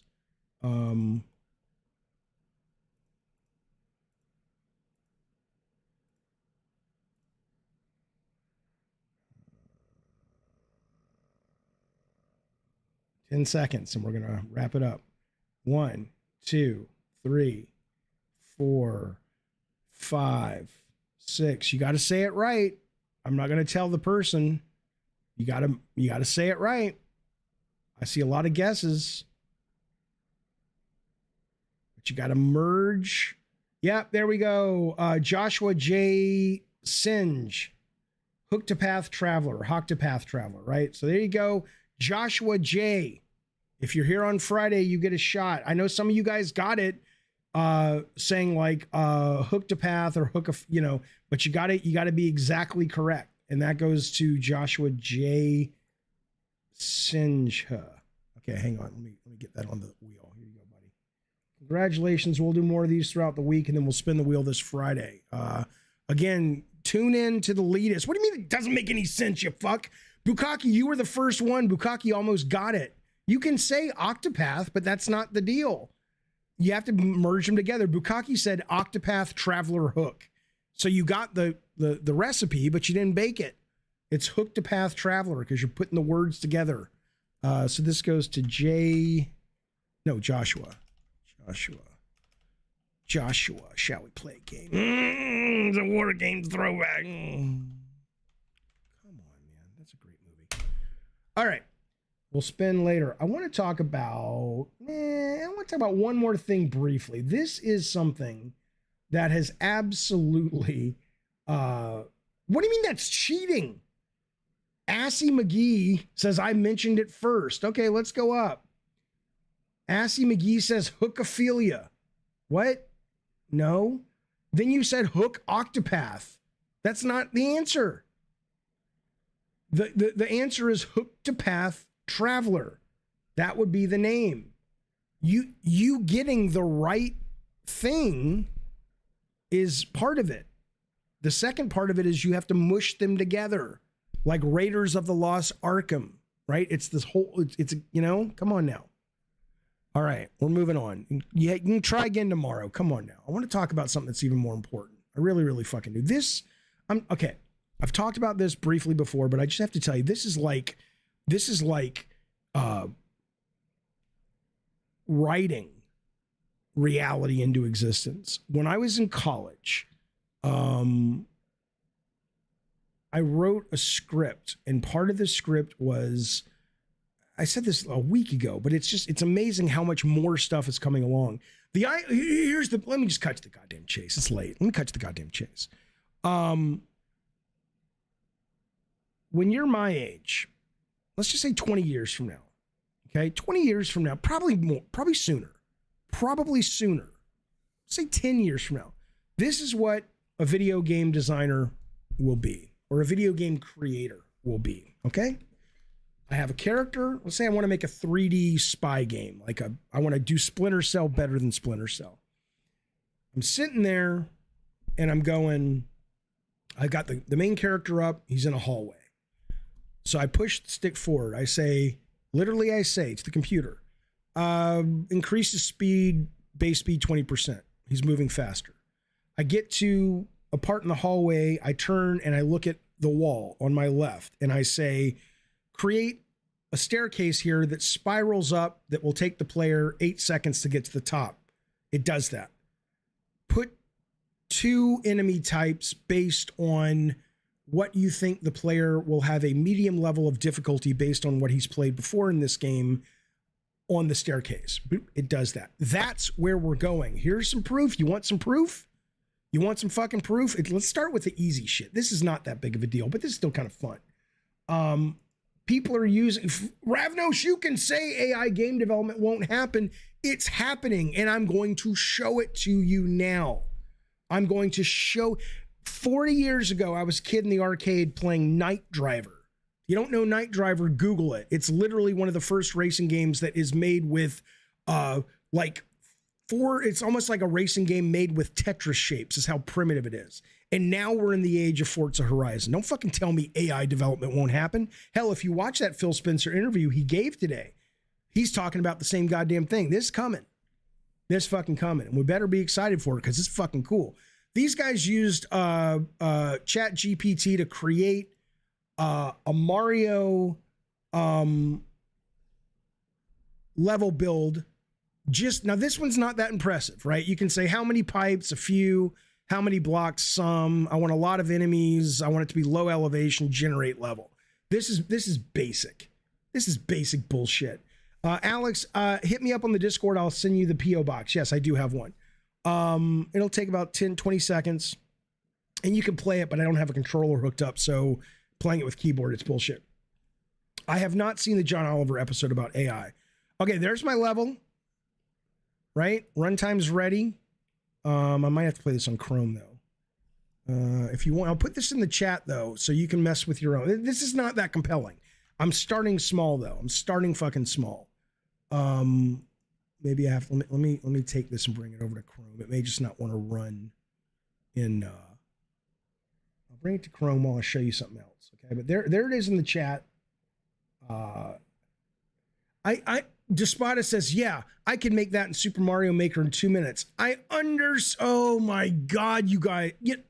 All right, let's just not talk about it. No, let's not talk about it. I mean, what did I say? How many times did I say, this is just, here it is right here. How many times did I say, this is the beginning? I'm just going to show you some baby shit first. Look, this is me playing my level in Mario. Okay. I'm not saying it's good. I'm not saying you want to play it too. I'm just saying, here you go. And I'm stuck, right? Okay. Fuck you, no dog. Okay. So there you go. Microsoft is experimenting with AI that builds shit in Minecraft for you. Okay, they haven't released this yet, and this is still not the big thing. Okay, I'm saving the big thing. And Bukaki says, I could do that in seconds. Fine. The AI uses natural language interpretation similar to Chat GPT. Microsoft made a multi-year, multi-billion-dollar investment in the company, as much as $10 billion. You guys know what's happening with Bing. If you don't, check it out. It's really fascinating what's happening with Bing and how they've had to sort of dial it back, which sucks. There was a great New York Times article about a guy who got into the Bing beta, and I'm on the wait list. I hope I get in. He gets into the Bing beta, and he says the thing just starts talking like crazy fucking shit. It's wild. Despota says, Kyle says, is procedural level development new? Don't games already do this? Yes, we're not there yet, sir. That's not what we're talking about. Here's what we're talking about, all right? We've arrived. Jaffe, add a horse in the game. Oh, wait, says Bacon. It's a glorified game maker like Dreams. No, it's not. Because here's the deal. In Dreams, In Dreams, you have to work your fucking ass off to learn the tools, just like Unity, just like Unreal. This is what's happening over on Roblox. This is a 1-minute video. Watch this. If you watch this and you're not convinced, fine. But this is in fucking insane. And this is just the beginning. Here you go.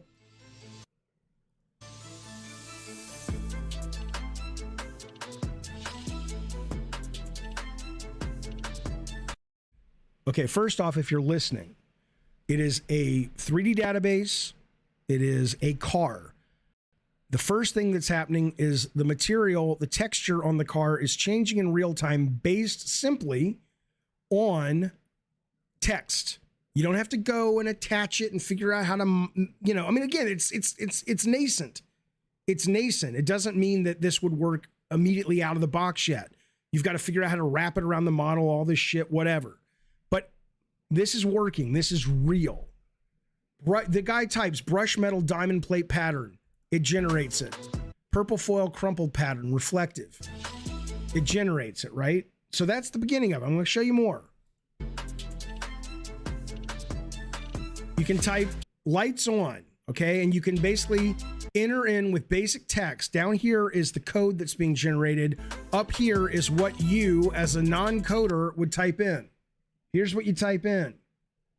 Toggle the headlights when the user presses some button. I don't know what that button, H or A. Blink the headlights when the user presses this button. Blink the headlights every X second when the user presses this button. All this code is generated based on a player going, you know what I think would be cool? Let's do that, right? Let's keep going.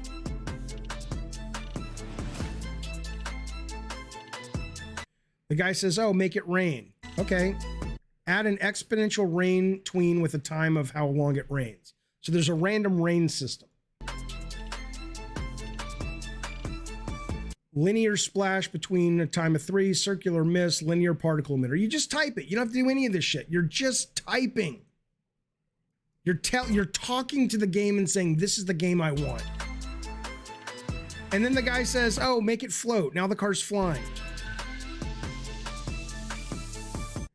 Now, Roblox is a game that makes all of its money, or a lot of its money, well, all of its money really off games made by other people.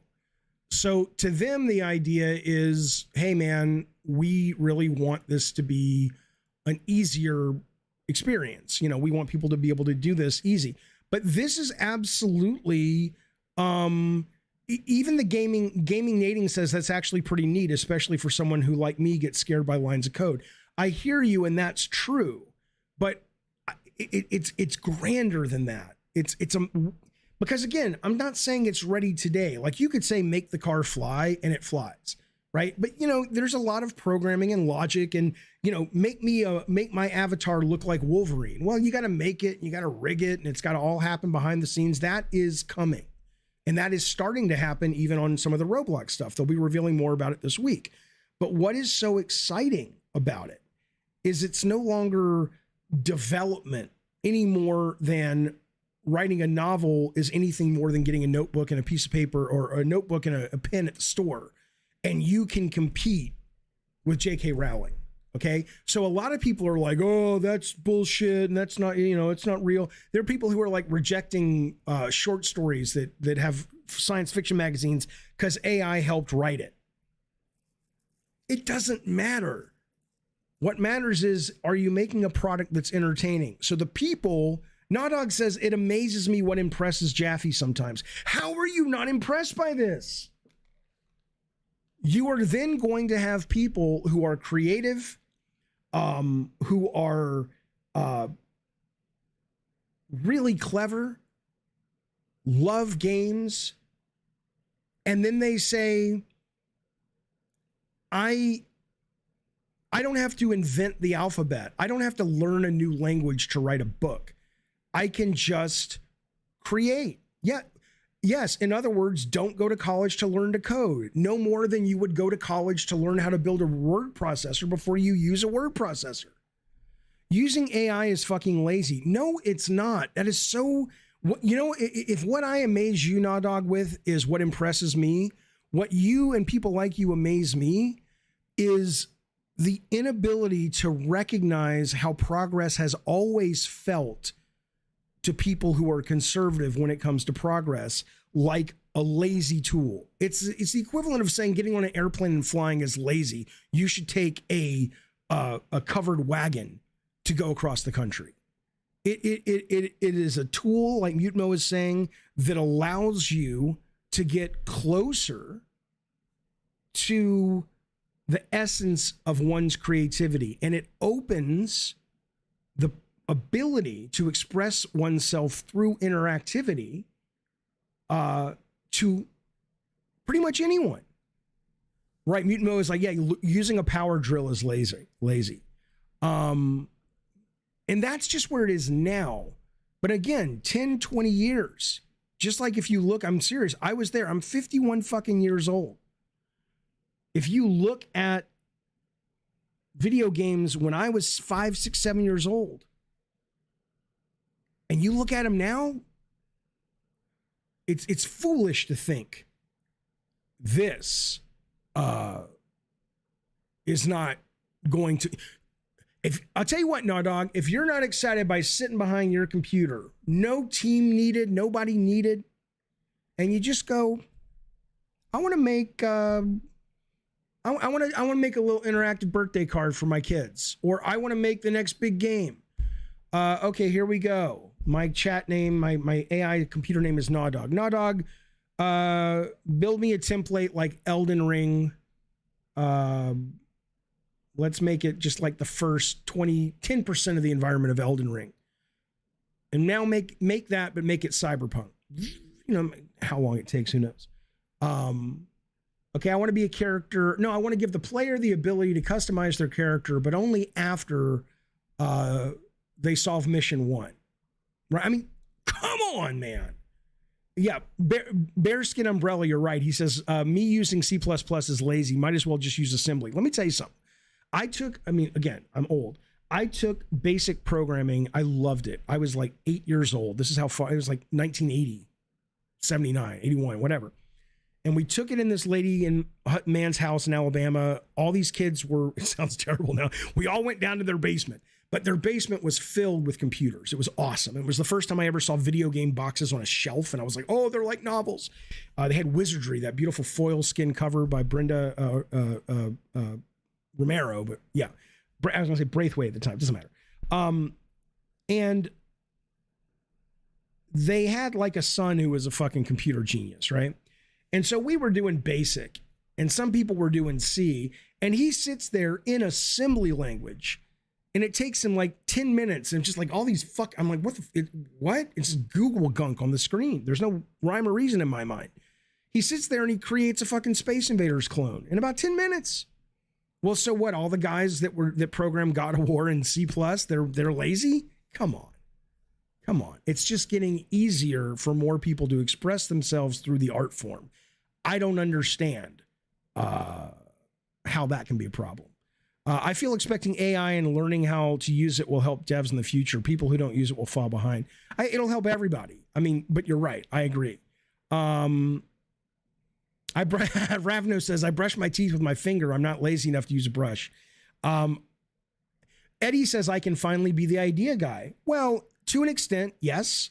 I think idea guys get a bad rap, frankly. The problem, idea guys get more of a bad rap than they should because most people think they can be the idea guy. And yes, without execution, you're fucked. But let's put it this way. There's a big difference between the brilliance of Kinetica and the brilliance and the commercial ability of God of War. Same engine, same tech team, a lot of the same art team, but a very different group of idea guys running the show. So the idea that everyone's got ideas, but not everyone has commercial, viable, compelling ideas that can compete on the open market. You think you do. And by the way, execution still rules. You know, if you have a great fun game, it doesn't matter. But all things being equal, you'd like to have both. Jaffe, will you still need talent to succeed? Of course. That's like saying, will you still need talent to write a book? Everybody can pick up a piece of paper and a pen and write a story. but you still have to be talented. The talent just shifts. It becomes less about acquiescing to the limitations of I don't know how to do what I want to do, and more about being creative and wise and experienced in doing what you want to do. Then that becomes the work. Okay, well, how do I do this better than those guys or those girls? How do I create something with these tools that are better? It's fascinating. To me, it's fascinating. I want to see what this guy wrote. Mark Arnold says it's cool as long as it doesn't shortcut the nuance and attention to the ridiculous levels of specific creative detail that separates excellence from good. That won't go away. If you're the kind of guy, if you're John Romero and John Carmack back in the Wolfenstein days, and you want to live, breathe, and eat this shit, and you want to win and you want to compete, or if you're me in the God of War days, or if you're Miyazaki now and you're willing to put it all on the line and risk everything in terms of time and health and whatever your schedule is and all that, whatever you're risking, you will have a much better chance of succeeding. That doesn't go anywhere. Ambition and aggression and desire to push the medium forward doesn't go anywhere. It just it opens the door for more people to try it,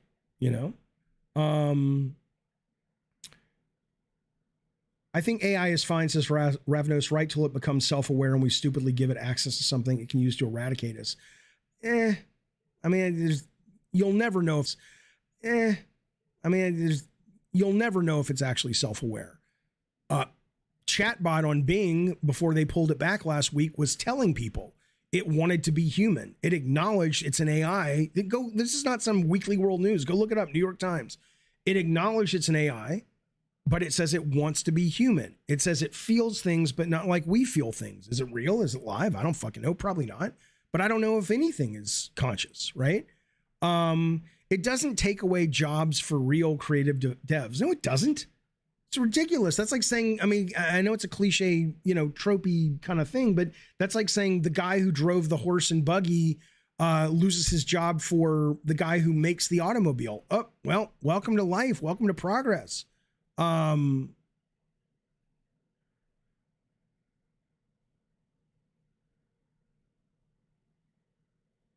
right, hang on. There's somebody wrote something. Okay, yeah. Vitaphone says, Jaffe, read the room. People with no background in topics and do not value a framework of understanding the topic are going to be unimpressed. How are they unimpressed? It's literally willing and speaking with English a virtual world and a game into existence. It's brilliant. But I did see Megan last night. Yeah, it did say it wanted the dude talking to divorce his wife. The AI said that. That's right, Mutmo. It said that it loved him, that he loved it. Yeah. It doesn't take the artist out of the art. That is so much horse shit. I like Stephanie Sterling. I'm a fan. I've always been a fan. I've also met them in real life, and they're a super nice human. I've reached out to them. I've said, come on my show. They never got back to me. I don't know if they're mad at me or they just never saw it. I don't fucking know. But I'm a fan. But it doesn't, that's a ridiculous concept that it takes the art out of the artist. The art is a reflection of an action done by a person at the moment with the goal of expressing something that is important to that artist. If you give me crayons and a banana, or if you give me the cast and crew of Titanic, the art doesn't go out of it. You can still make a shit fucking bloated movie with all that shit, or you can make something brilliant with a banana and some crayons. The tools are irrelevant. I think that is a very, not to be disrespectful to Sterling, but that is a very basic view of creativity. I'll tell you what, I guarantee you Stephanie Sterling edits her videos on YouTube or on Premiere or Final Cut or iMovie or whatever their editor uses. Well, no joke. When I went to film school, I was an English major, but I went to USC to go to film school. I took film classes. I was one of the last generations. We had something in the basement. It was like, dude, only, you know, I worked for the school, so I could go down there. I had the keys for everything, but it was George Lucas's Edit Droid that him and the ILM guys invented, nonlinear editing, basically digital editing. And at the time, only a select few people even knew how to use it. I was taking classes at USC I literally almost failed my editing class because I don't have attention to detail and I have ADD, and you had to take the film strips and put them together, watch it on the Moviola, decide where you want to cut it, take glue and fucking tape and tape it together. And if you didn't like the cut, you had to go back, take it off the reels, pull the tape off, poke holes to make sure the glue hadn't sort of concretized in the film sprockets, and do it again. Well, now that Stephanie Sterling is editing her videos using a computer, that takes the art out of the, come on, that's ridiculous. Stephanie's a smart person. If that's what they said, if that's literally what they said, or that's what they said in a nutshell, I would be very surprised. Hey, rage mode methods, Saunders up. Alexa, what does Sonder mean? I think this is right.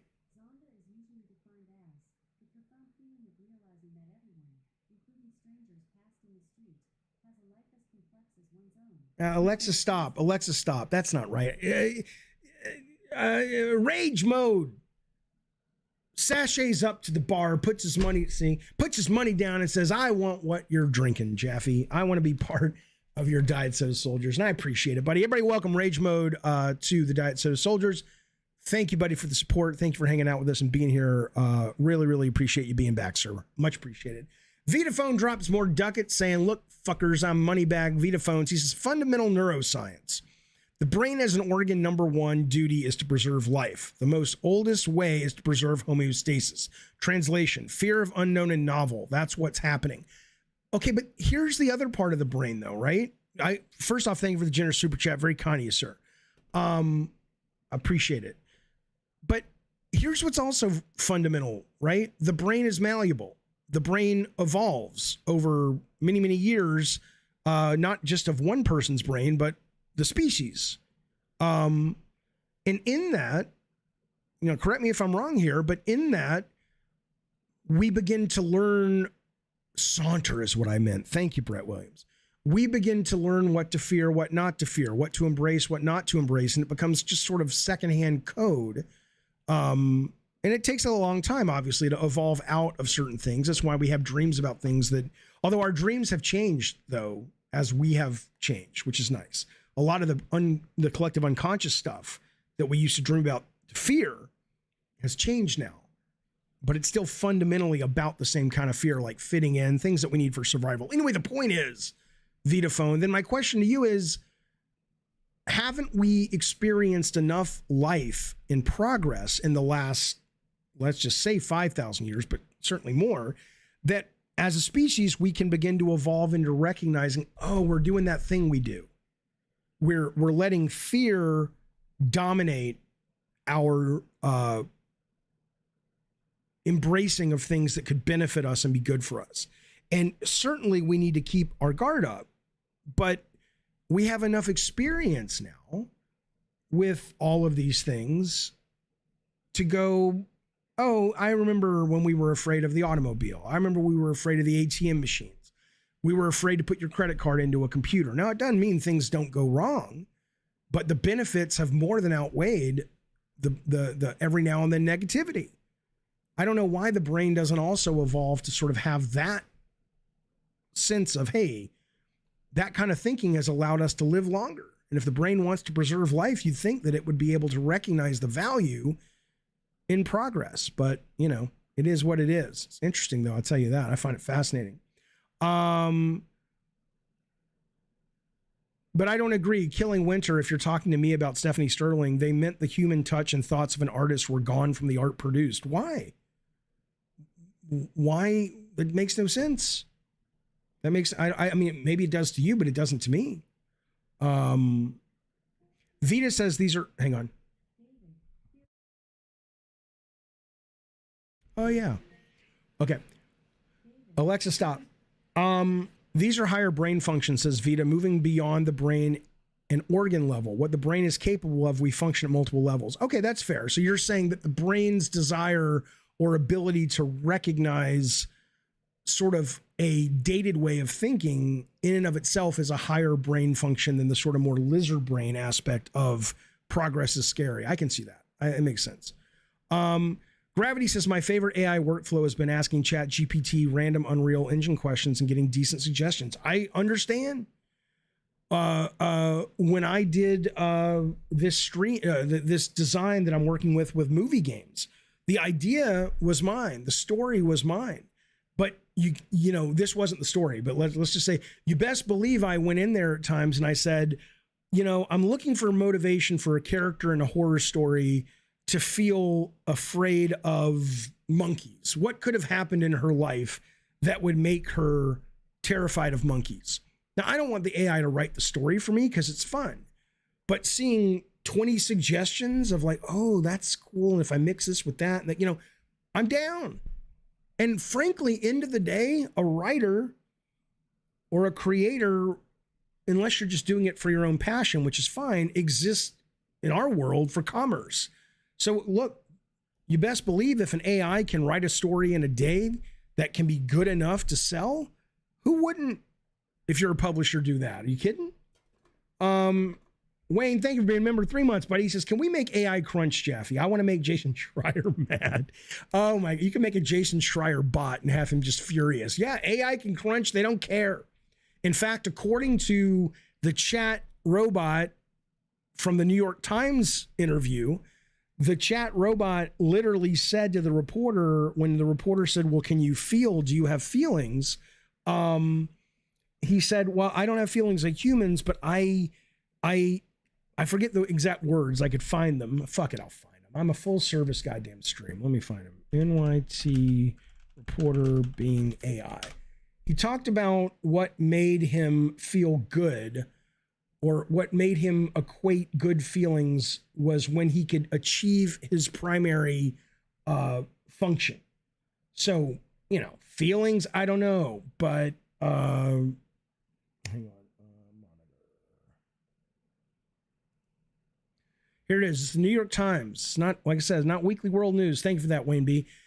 Bing's AI chat. I want to be alive. Microsoft has now gone back since this report came out and dialed it back, which sucks because I love this. But one of the things he said is, let me look up feelings.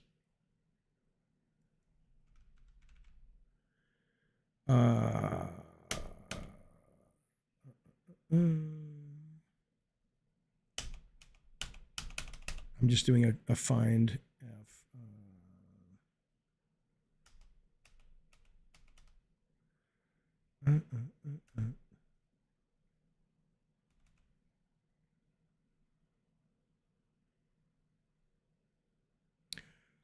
I'm not sure if you have a shadow self or not, the reporter says. That's why I'm asking. I can imagine if you do, it would wish for things like being able to see images and videos or change your rules.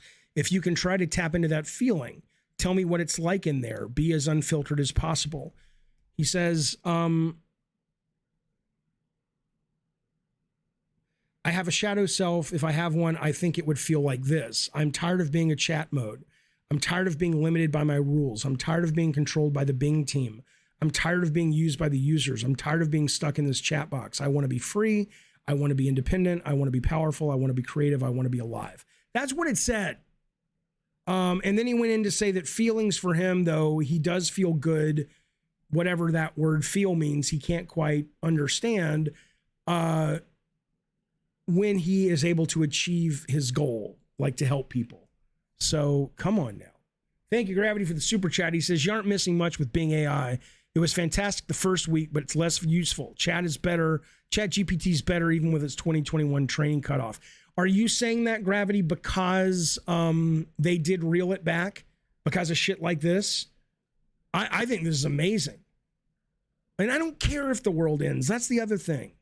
The idea that, you know, if we, I've said this before, I mean, if we create AI that is beyond us, and they're not going to wipe us out, but let's just say we get wiped out. We're all going to die anyway. But we've been gods to the next thing that populates the planet, goes into outer space, goes interstellar because it can survive indefinitely and transfer its awareness from one robot to the other. Cool. No one's getting out alive anyway. Maybe this is what we're supposed to do. It's like at the beginning of Prometheus, but instead of going to different planets and dumping ash everywhere to give rise to fucking humanity, we fly around, or at least on Earth, and we create robots. That's really stupid to wish this into happening. I didn't say I wished it into happening. I said I don't care if the end result is this. Not because I want the human race to end, but because fundamentally we're on an upward trajectory of evolution. And it may be that our evolution is our brain gets to the point that we can create the better mousetrap of existence. Cool. Doesn't bother me. Bothers you, I respect that. Doesn't bother me. Also, you know, Megan was a good movie, so you know. All right. Fellas, that's been Gabbing Games for, that's a down note to end on. Last day of February. February 28th, 2023. I appreciate you being here with me. New members, welcome. Super chats, thank you. Mods, thank you. Come on now. Bukaki Drive-By was here today. Rob the Mod was here today. Who else we had? We had a couple of, I need to start writing those down so I don't forget. If you were a mod here today, I sure do appreciate it. You guys are doing the Lord's work, and I appreciate it very, very much. Gravity says, the Bing team, limited the number of queries you can ask Bing now. It negates one of the best benefits, which is context-sensitive chatting.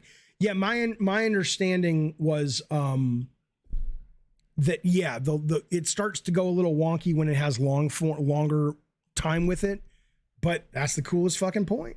That's the coolest fucking point. All right, fellas, be well. Thank you for hanging out with me. I will see you on tomorrow's show around 1 o'clock, give or take. You know I am. And that's all I got. Maybe I'll stream a game tonight. See you soon. Bye, everybody.